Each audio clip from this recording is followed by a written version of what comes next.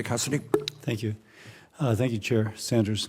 Former Labor Secretary Marty Walsh received Republican support for his nomination because he had unquestionable experience running organizations and handling negotiations. He had worked to develop trust between labor unions and the business community. But the nominee we're considering today is not in that mold. Ms. Sue has a decades-long record of partisan activism, promoting policies that undermine workers to the benefit of politically connected labor unions. In California, Ms. Sue was the chief enforcer of AB 5, a controversial law that attempts to eliminate the gig economy.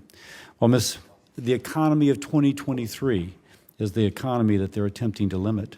While Ms. Sue said the Department of Labor cannot unilaterally enact an ABC test, she declined to commit that she would not attempt to pursue a similar policy to accomplish the same goal through rulemaking.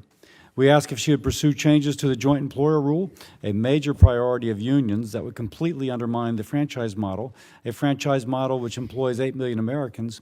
Her only commitment is that it would not be on the department's agenda in June. Not a very satisfactory answer. In fact, following our hearing, many members of this committee submitted questions for the record to get better clarity from Ms. Sue. Unfortunately, Ms. Sue ignored senators' requests for documents and failed to respond to questions entirely. Some of the so-called answers we did receive were simply copied and pasted sections of DOL press releases that only indirectly referenced the question presented.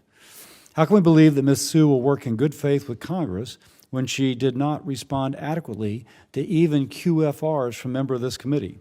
It seems unlikely she would be more transparent after the confirmation process concludes. There's also serious concerns about Ms. Sue's ability to manage an agency, and I think this should be important to my Democratic colleagues. The only large agency she's run, the California Labor and Workforce Development Agency, lost $31 billion to fraudsters in unemployment insurance. And despite repeated warnings, she chose to waive crucial safeguards recommended by the Department of Labor. This was confirmed by the California Office of the Inspector General.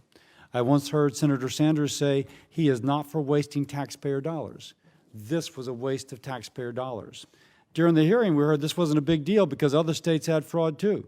Well, if any one of those secretaries of labors in any of those other states have been here with this measure of fraud, whether it was a red or blue state, neither should they be a Secretary of Labor for the United States government. There are 150 labor contracts expiring this year. When labor disputes are not handled properly, there are massive supply chain implications and economic impacts. During Ms. Sue's hearing, she was unable to provide a single instance in which she handled a successful negotiation. Ms. Sue cited being with Marty Walsh during the rail negotiation as an experience, a negotiation which failed and required Congress to intervene and pick up the pieces. A qualified Secretary of Labor needs to successfully handle negotiations, be a competent manager of a department, and refrain from partisan activism. I've not seen evidence of Ms. Sue's ability to do any of these three.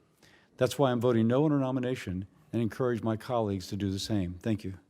Thank you, Senator Cassidy.